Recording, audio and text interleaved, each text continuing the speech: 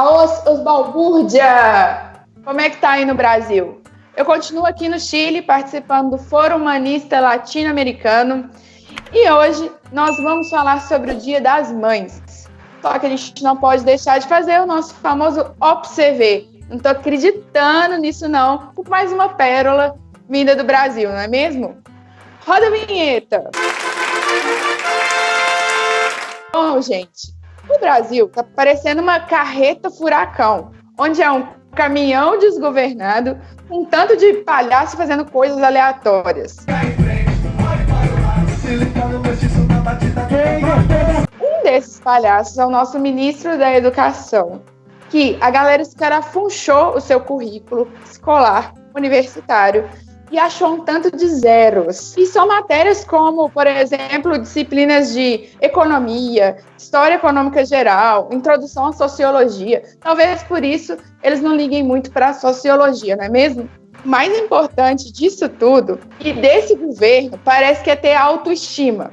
O nosso ministro chegou a uma reunião da Comissão de Educação no Senado e verbalizou que ele se autoproclamava o melhor ministro dos últimos 15 ministros que o Brasil já teve. O do currículo, zero, beleza? Outra coisa, eu sofri na pele. Eu sofri um processo, sempre está documentado, está escrito, inquisitorial, um processo administrativo interno, e fui inocentado, fui arquivado.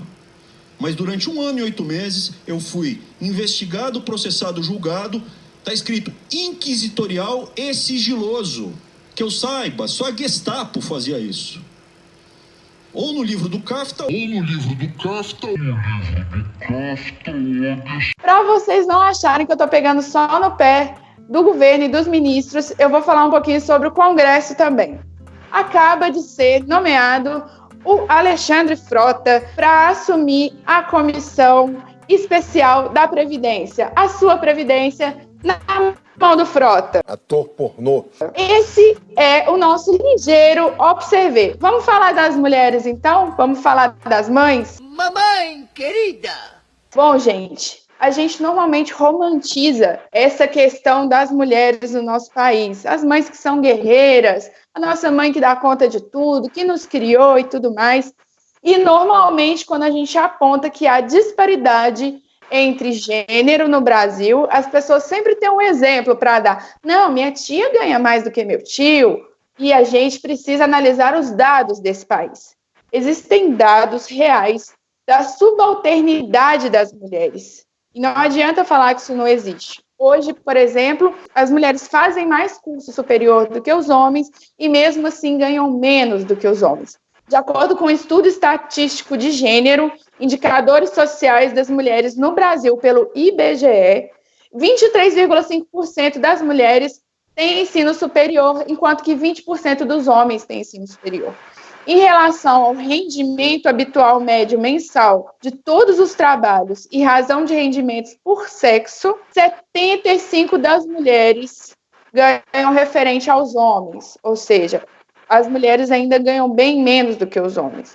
Os rendimentos médios mensais são R$ 2.306 em média para os homens, enquanto que a mulher ganharia R$ 1.764 em média. Isso, gente, é se tratando de mulheres brancas e homens brancos, porque se você for pegar os dados das mulheres negras, a mulher negra recebe 26,5% a menos do que a mulher branca e 56,4% a menos do que o homem branco. Essa é a realidade da maioria do nosso país, já que a maioria do país é formada por mulheres e mulheres negras. Em relação ao curso superior, a média de salário de um homem branco com curso superior é R$ 6.590 por mês, de uma mulher branca é R$ 3.915 e de uma mulher negra, pasmem, a média cai para R$ 2.870. 28% das mulheres deixam o emprego em que estão em ascensão para cuidar dos filhos, enquanto que os homens, na divisão de tarefas, ficam com apenas 5% dessa tarefa. As mulheres levam mais de 3 anos para retornar ao mercado de trabalho e são 21% dessas mulheres que demoram mais de 3 anos a voltar para o mercado de trabalho. Em contrapartida, os homens, apenas 2%, têm dificuldade de retornar ao mercado de trabalho. Sobre os cargos mais altos em empresas que as pessoas galgam, há uma pesquisa de 2011 que diz que 22,91% das mulheres chegaram a cargos de presidência das empresas. E em 2017, 22,85%. Isso significa que 75% dos presidentes das empresas ainda são homens. As mulheres se dedicam aos cuidados das pessoas e aos afazeres domésticos 75% a mais de horas do que os homens pelo mesmo trabalho. Todos esses levantamentos são feitos com as mulheres brancas, porque as mulheres negras chegam a 80% desse número. Esse trabalho doméstico, essa sobrecarga sobre as mulheres, ela é vista como uma obrigação e não como um trabalho. E todo esse levantamento, as pessoas têm uma romantização ao dizer que a mulher tem o dom. Tem o dom da maternidade, a mulher tem o dom da limpeza. E não, gente, trocar uma fralda de um neném, passar um pano na casa, todo mundo consegue fazer, né? Existe, então, essa romantização que é dolorida para a mulher, porque existe uma carga mental muito pesada em que a mulher não consegue sair dessa situação de tripla jornada, de não equiparação de salário e de uma completa desigualdade. Nesses Dia das Mães, eu desejo que a gente consiga olhar para dentro das nossas casas, olhar para os nossos ambientes de trabalho e enxergar a carga mental que a mulher carrega, a carga mental que a nossa mãe carregou a vida toda, que as nossas avós carregaram a vida toda, e que a gente consiga fazer nossa autocrítica para lutar por um mundo em que as mulheres consigam, sim, serem equiparadas aos homens de forma justa. Deixo para você, João, dar a sua opinião também sobre esse tema aí do interior. Beleza, Luara? Realmente eu estou aqui no Brasil, né, nesse sofrimento. Espero que você tenha passado bons momentos aí no Chile, debatendo questões relevantes que a gente sabe que são latentes aí do debate público, né? O direito à água, à alimentação saudável, a proteção do meio ambiente, né? Nesse momento que a gente está sendo governado por essa carreta furacão, né, desgovernada, o ministro do Meio Ambiente também parece ser mais um palhaço integrante aí desse trem fantasma trágico, né? Mas, bom, fui um espectador privilegiado aqui desse programa, né, por razões óbvias, de fato. Os homens precisam ouvir, conhecer e somarem a essas causas, né? E nesse Dia das Mães, eu queria trazer mais uma denúncia, né, de como esse projeto de reforma da Previdência afeta sobretudo as mulheres, né? Além de um recorte bastante especial das mulheres do campo, as mulheres negras, né?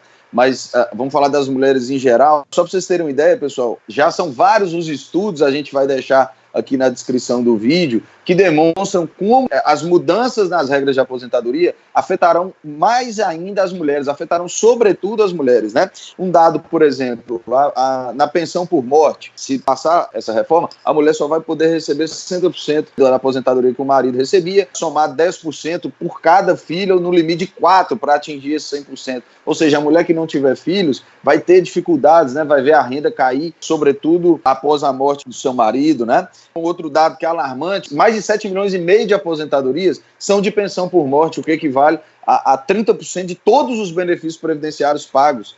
E dentre esses 30%, 84% são mulheres, porque até a expectativa de vida da mulher é um pouco maior, recebem essa pensão. Então nós estamos falando de mais de 6 milhões de aposentadorias que seriam impactadas. Isso é um problema muito grande no Brasil, né? E aí, a pegar a mudança de limite de idade, vocês vão entender por que, eu vou falar mais adiante um pouquinho, por que essa alteração de limite de idade vai ser muito grave, né? Sobretudo para as mulheres no campo, né? As mulheres rurais, né? As mulheres trabalhadoras rurais, que aumentará para 60 anos. A gente sabe que a mulher no campo, ela não para de trabalhar nenhum minuto do dia dela. Ela acorda, tem as tarefas domésticas básicas ali, vai para o campo, pega no cabo da enxada, trabalha o dia inteiro sob sol escaldante na maioria das regiões brasileiras e mesmo assim chega à noite, tem que fazer trabalho doméstico também e dormir para no outro dia cedo, junto com o dia, junto com o sol, acordar para continuar trabalhando. Bom, um dado que se soma a estudos são 62% das mulheres que se aposentam por idade, ao passo que apenas 37% dos homens o fazem. Por que isso? A mulher não consegue alcançar o tempo de contribuição, exatamente por essa instabilidade no mercado de trabalho. Aí você deve estar pensando, né? Por que ela não consegue? Muito se deve a isso que a Luara falou, né? Essa divisão desigual, né, de tarefas domésticas, de tarefas com os filhos, né, faz com que as mulheres tenham maior dificuldade no mercado de trabalho.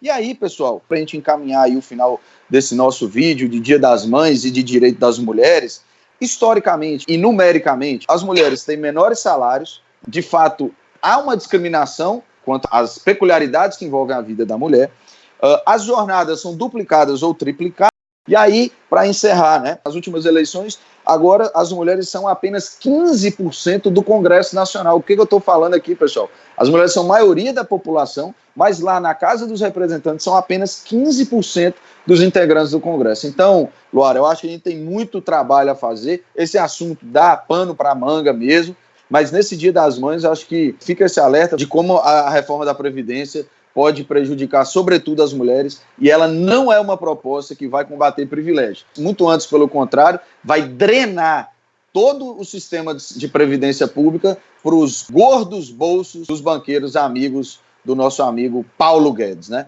Então é isso, um abraço do Brasil.